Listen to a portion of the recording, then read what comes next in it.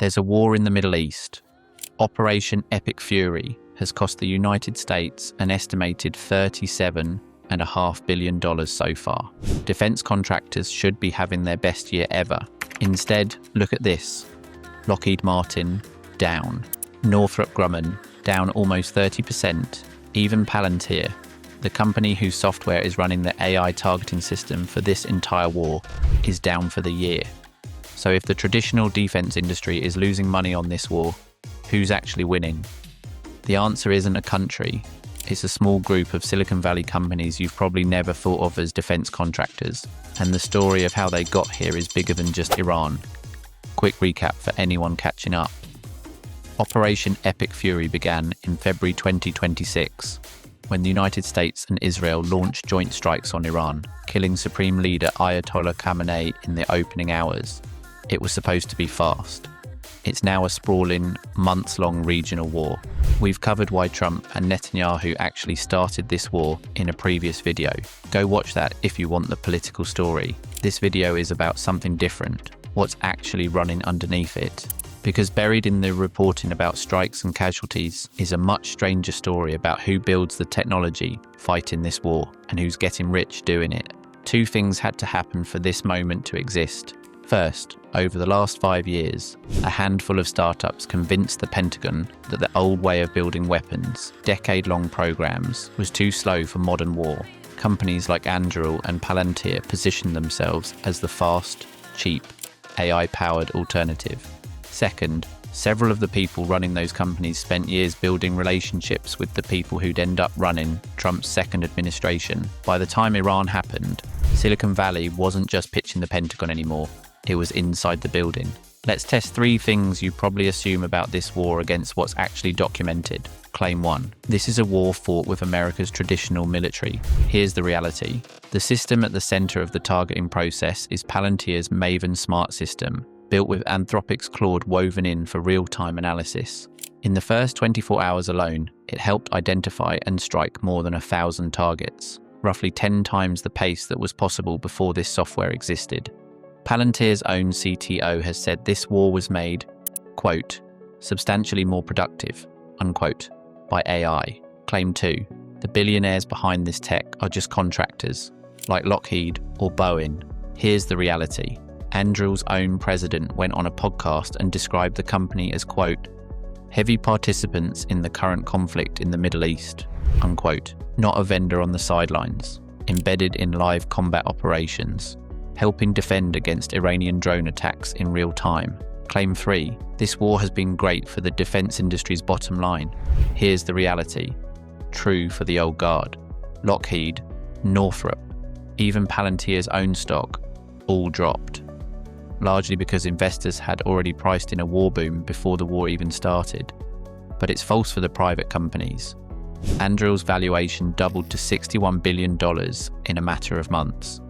Venture money flooding into defense tech hit a record $19.8 billion in a single quarter this year. The public losers and the private winners are almost entirely different companies. And Anduril and Palantir aren't the whole story either.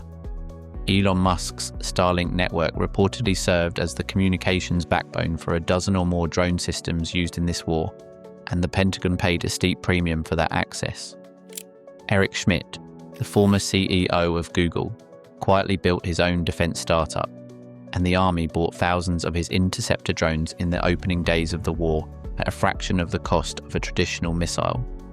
Shield AI's autonomy software got folded into an active drone program in the middle of the fighting. This isn't one company having a moment. It's an entire generation of tech founders who spent the last few years repositioning themselves as defense contractors, all arriving at the same war at the same time. So if it's not really about the old defense industry cashing in, what is the real story? It's this. A small, tightly connected group of venture capitalists and founders spent years building the exact tools this war would need, then spent those same years building direct access to the people who decide to fight it. Here's what's actually driving this. The money. Defense tech startups have raised over $200 billion since 2020. Andreessen Horowitz, one of Silicon Valley's most powerful venture firms, built an entire fund called American Dynamism specifically to bankroll this. That fund backs Anduril, it backs Shield AI, it backs Starlink. When the war started, those bets started paying off in valuation, even while public defense stocks fell. The access. This is the part that doesn't get talked about enough. Multiple people from Andreessen and Horowitz moved directly into the Trump administration. Sriram Krishnan became a senior White House policy advisor for AI. Scott Cooper, the firm's very first employee, became the head of the federal government's personnel office. Peter Thiel, Palantir's co-founder, has been Vice President J.D. Vance's patron for years. Thiel gave Vance his first job in the industry. The Pentagon's chief technology officer previously advised SpaceX and worked as an Uber executive. These aren't rumours. These are public appointments and on-the-record relationships. The advocacy before the war even started. Some reporting has suggested that people close to this network were publicly pushing for exactly this kind of confrontation before it happened. We want to be careful here, because that reporting is contested and not fully independently confirmed. So let's be precise about what we can and can't say. There is no solid evidence that Silicon Valley executives decided to start this war. The reporting on who actually pushed Trump toward war points somewhere else entirely, toward political donors and a small negotiating team, not toward tech founders. What is well documented is this. This network built the tools. This network built the access. And this network is positioned to profit enormously from a war it didn't start, but is now running major pieces of. This matters beyond the money. Congress hasn't held real oversight hearings on a war that's been running for months, and the targeting decisions inside that war are increasingly made by software built by 5 or 6 private companies, with direct lines into the White House. Nobody voted for Palantir's AI to help pick targets. Nobody voted for Anduril to become a $61 billion company off the back of this conflict. There are real human costs sitting underneath these numbers. One of the deadliest strikes of the entire war hit a girls' school, killing dozens of children. Nobody has taken public responsibility for that strike, and there's been no clear accounting of what role, if any, AI targeting software played in selecting it.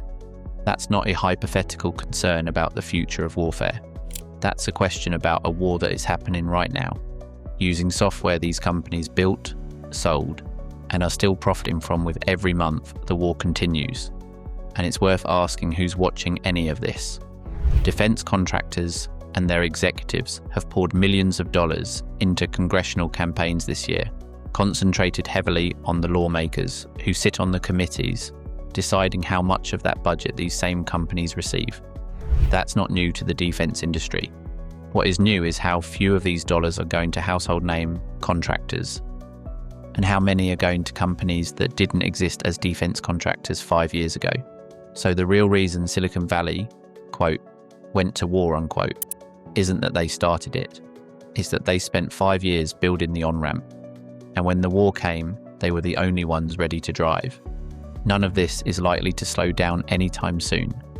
Every month this war continues is another month of contracts, another funding round, another valuation markup. The incentives here don't point toward a quick resolution. They point toward more of the same. For as long as the money keeps flowing in this direction,